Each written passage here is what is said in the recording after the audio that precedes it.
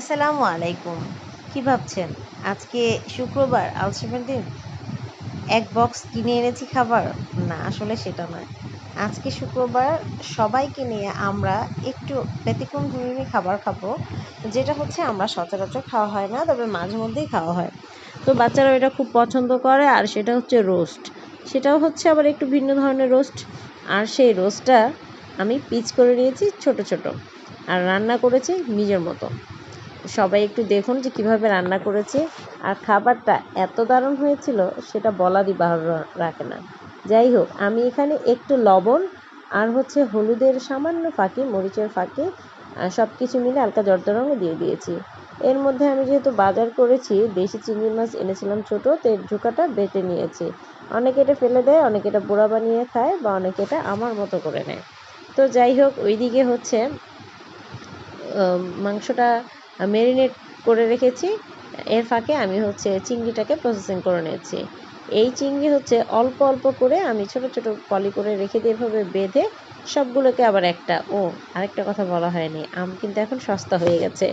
মাত্র 30 টাকা কেজিতে আজকে আম পেয়েছি। যাই হোক, সবগুলো আমি ফ্রিজে রেখে দিলাম মাছ। অপরদিকে চুলাতে কড়াই বসিয়ে তেল দিয়ে দিচ্ছি।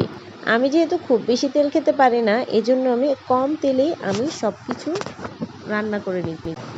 এই যেমন আমি মাংসগুলোকে ছোট ছোট করে কেটেছি, যাতে মশলাটাও খুব ভালো মাখা হয়। 2 পিস 1 পিস করেও যাতে শান্তি মতো খাওয়া যায়। হ্যাঁ, এখানে একটা মুরগি ছিল। তো যেই কথা সেই কাজ, ওই একই পাটায় আমি আবার বেটে নিয়েছি যে মশলাটা থাকে রোস্টের, সেই মশলা। আমাকে আবার কিপটা ভাবিয়েন না, আমার পাটাটাও ছোট, মুরগির রোস্টগুলো ছোট করেছি। আসলে কিন্তু তা না, আমার বড় পাটাও আছে, ব্লেন্ডারও আছে, কিন্তু অল্প বিধায় আমি এখানেই বেটে ফেললাম, সময়টাকে সাশ্রয় করলাম।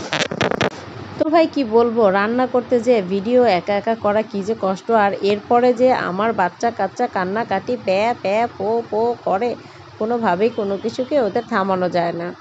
একবার একজনকে দিয়ে থামালে আরেকজনকে থামাতে হয়, মানে খুবই একটা নাজেহাল অবস্থা, খুবই কষ্ট হয় আমার ভিডিওগুলো করতে। যাই হোক, রোস্টের মশলাগুলো সব আমি একে একে দিয়ে দিয়েছিলাম। এখানে ছিল দুধ, গরম মশলা, তারপরে যে মিক্স 50 টাকার মশলা নিয়ে এসেছিলাম, যে আমি রোস্টের মশলা এই মশলার দোকানগুলো থেকে, ওগুলো বেটে নিয়েছিলাম। লবণ সামান্য, হালকা হলুদের ফাঁকি, মরিচের ফাঁকি দিলেও পারে, না দিলেও নেই, হলুদের ফাঁকি দেওয়া দরকার নেই। আর হচ্ছে সয়া সস দিবেন, টমেটো সস আমার বানানোটা দিয়েছিলাম। দুধটা গুলিয়ে দিবেন, টক দই তো অবশ্যই থাকবে।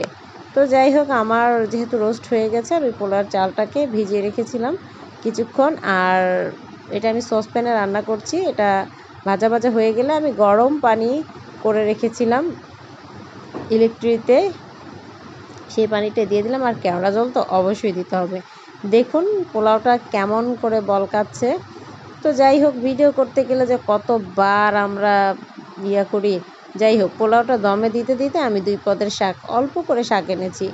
একটা হচ্ছে পালং শাক আর একটা হচ্ছে কলমি শাক। যেহেতু অনেক বেশি খাওয়া হয় না, নষ্ট করে দরকার নেই। যাই হোক, পোলার দম দেওয়া শেষ। আর পোলার উপরে কী দিয়েছিলাম দম দেওয়াতে, সেটা তো বুঝতেই পারছেন।